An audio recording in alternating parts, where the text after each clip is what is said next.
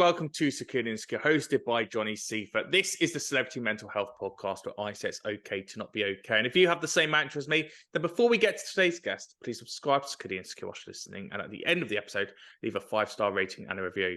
Now, let me tell you about my guest today. Over the past 12 years, we've seen many parents of Made in Chelsea class come in, from Binky's mum Jane, Sam and Louise Thompson's mum Karen, Jamie's mum Penny, and Habs's dad Patrice. But who we've not seen in Made in Chelsea is Emily Blackwell's mum in the past 8 years that she's been on the show.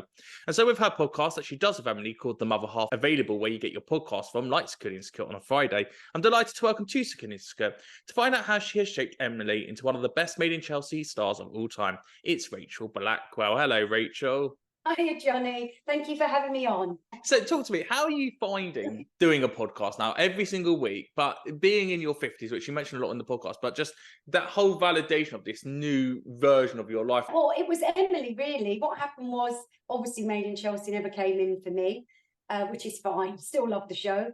And Emily, I was on holiday on the beach and I got a voice note saying, I want to do a podcast, Mum, and I think you and I would be good. Because a lot of, like, Miles does his Playtime pod with other cast members and other famous people. So she was thinking, how can I put a spin on it? And she crazily chose her mother. There's only a 24-year age gap between the two of you. And so, you know, when you were going through, I suppose, your late 30s, early 40s, where you're still trying to find out who you are, Emily was also finding out who she was. So I suppose you went on very similar journeys together to find out who you are, which must mean that you're quite close when it comes to having those open conversations. Emily and I have always been close. I don't think it's an age thing. I think it's because we are both very emotionally mature. You know, we're not book smart people, but we're street smart and emotionally.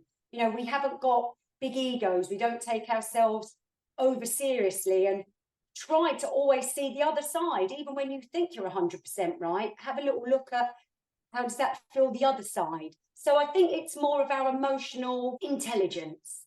Where does that come from for you, Rachel, that emotional intelligence? Well, that's a really good question, because I haven't been surrounded by it growing up. So I think I had therapy for 9 months, which was the best thing I've ever done. And it is nature nurture. So I just think it's in my nature. It's definitely not in my nurture. Doesn't mean that I'm fantastic and anybody else isn't. It's just I do go, oh, hold on a minute. Oh, what about, oh, that's interesting. Well, let's have a think about that. Where did that come from, that idea of the therapy? What made you go, I'm going to do it now? I just had a bit of an emotional low point and I didn't feel great. So I went to my doctor and just said, I didn't want antidepressants. They'd be no good for me personally. So I went to the doctor and she said, I think you should go and talk to a professional. And I have to say, I thought, oh, great, here we go. I'm a loony poony. And this is a good few years ago now, by the way. Now mental health is really out there and it's brilliant. But back when I had it, it wasn't so much out there. You just took an antidepressant. Mother's little helper. I had it for 9 months and I wouldn't rule it out having it again. It's absolutely brilliant. Well, what did you learn from yourself? How did you change your life post doing that therapy? It made me understand me more. So it got to the root of why certain emotions come out of me, why I behaved like that, why I did that. Nothing critical, nothing that isn't normal. I suppose in a bit of a pickle. I like that. I like that, in Yeah. a pickle. I like that word. That's a very nice word to use. Because obviously, you've gone through the therapy, but it's interesting when you so I turned 30 last year, and I had that moment on my birthday. I just burst out crying, and I was like, this big realization that I'm 30. How was it for you with those big milestones of turning 40 and then turning 50? I love it because it's a privilege that some don't get to have.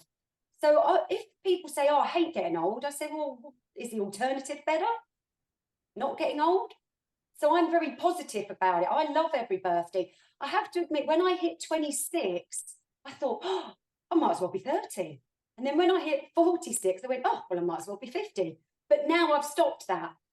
Now I'm like, okay, let's, and it wasn't a big thing. I have to say, it wasn't something like I didn't burst into tears on my 30th. I had a great big party. I sort of embrace every birthday as a bit of a gift. Well, talking about gifts, the gift keeps on giving. You obviously had birth to Emily. She then becomes a Made in Chelsea star. How did you find that process of her being spoken about in a pub, going, oh, you know, you should do this TV show, it was still very much dominating the headlines at the time. And as in a mother's perspective, going, my daughter's going to be on TV and is going to be spoken about. And it was where we were just getting used to social media and the trolls were coming in as well. I think it has never been a problem. I've read some dreadful trolls on Twitter. I came off Twitter where somebody calls your daughter the worst possible word. And you think, oh, I actually feel a bit sorry for you. That you've obviously got misplaced anger. If you are taking out the time to pull down somebody that you don't know, you just know Made in Chelsea Emily. You know, they don't know the real Emily. But on the positive side, you know, trolling aside, I don't read them. I just scroll past and feel sad and think, oh, I hope you're all right. But the amount of positiveness that comes out, especially on a YouTube channel, YouTube's a lovely platform. Everybody is really, you know, oh, we love you, Emily, we love this. And that fills my heart with, I tend to focus more on positive than the negatives. And I just think, oh, pop it. I hope you're all right. I hope, you know, you can stop that and don't be nasty. Of all the things you can be in this world, spiteful and nasty, they are really too weigh heavy on my heart. What, if everything you could be, what on earth would you want to do to hurt somebody on purpose? And also, you know, when everything happened with Harvey, you know, towards the end and everything that's happened since, you know, number one, Emily came out on top. You know, we got to see how amazing she is to go, look, you made your mistakes, but I'm not going to be responsible for that. And I think that was really commendable. But also the fact that it would have been really hard to watch it, but I suppose she found a lot of strength in it. How did you find it as her mum seeing that side of her? It's filmed after the main event, so I'd already gone through it with Emily. So when I rewatched it on the TV, I felt very proud of her. On the last podcast, she does talk about ringing me up in a pickle. I felt very proud. And also, you know, I've just got to say, I really love Harvey. Harvey's a nice guy. He made a mistake, held his hands up-ish. But he's, you know, he's a nice guy and he'll move on. And, you know, he has, you're bigger and better.